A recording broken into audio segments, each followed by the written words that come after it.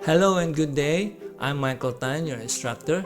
I just want to wish you a happy holiday season and a blessed new year.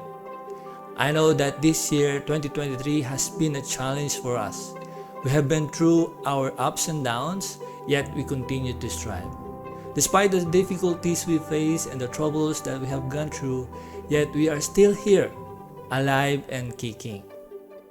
As the coming 2024 approaches, we know for certain that there will be more challenges that might come ahead of us. But we are ready for this, and we will never stop improving our lives. This 2024 Learn Computer Today Philippines is excited to take you to the next level of learning, the next milestones for the improvement of our skills and talents. That's why we are creating more courses for you and more projects to build for you portfolio and projects.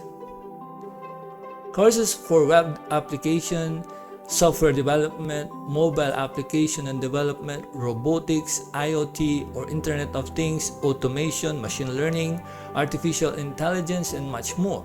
These courses are being prepared for you so you can be more ready for the future. Ready for the challenges of career enhancement, career shifting, freelancing, and job readiness as professional developers. We will go on further as a team, ready to improve the world for better living and have better lives. Mula po sa Learn Computer Today Philippines, binabati ko po kayo ng maligayang Pasko at maligong bagong taon. Bagong pag-asa, bagong buhay.